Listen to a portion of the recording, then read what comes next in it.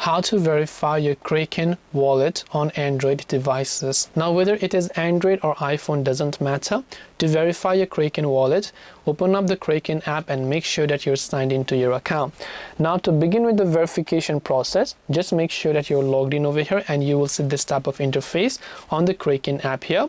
Now, over here, you'll be able to see verify your identity pop-ups. If you have not verified, usually you'll just get the pop-up. So go to verify identity. Select your country or the United States or whatever else it is over here, right?